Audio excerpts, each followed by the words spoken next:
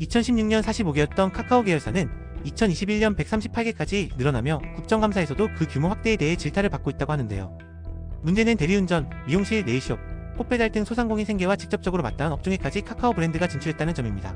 실제로 카카오티 택시 예약 서비스가 자리 잡으며 기존 콜택시 업체들이 시장에서 자취를 감추다시피 했는데요.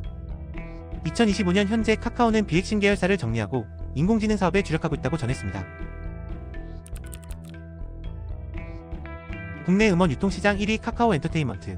그런데 카카오 엔터테인먼트가 2016년부터 2024년까지 SNS에 음악 채널을 인수하거나 개설하여 운영하며 자사 홍보임을 숨기고 만든 콘텐츠가 2,000건이 넘는다는 사실이 드러났는데요.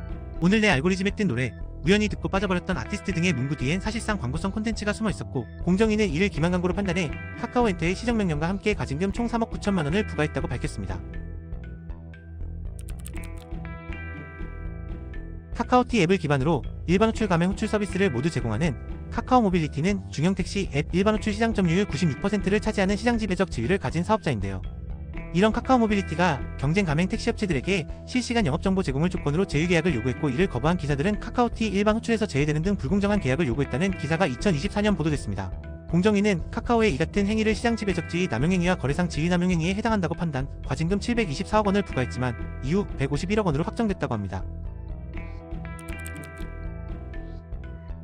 2025년 기사에 따르면 카카오 모빌리티가 2020년부터 2022년 재무제표에서 총회법으로 회계 처리를 해 영업수익과 영업비용을 계상하며 실적을 과대 포장했다는 의혹이 제기됐다고 하는데요.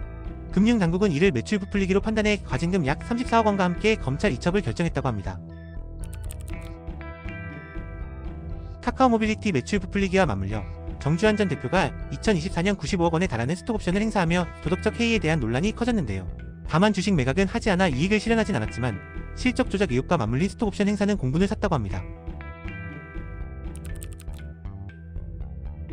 2024년 5월 카카오가 오픈 채팅방 개인정보 유출 문제로 개인정보위원회로부터 151억 원의 과징금을 부과받은 데 이어 같은 해 8월 기사에서 보면 카카오의 또 다른 계열사 카카오페이가 사용자 동의 없이 알리페이에 개인정보를 제공한 사실이 밝혀져 논란이 됐다고 하는데요.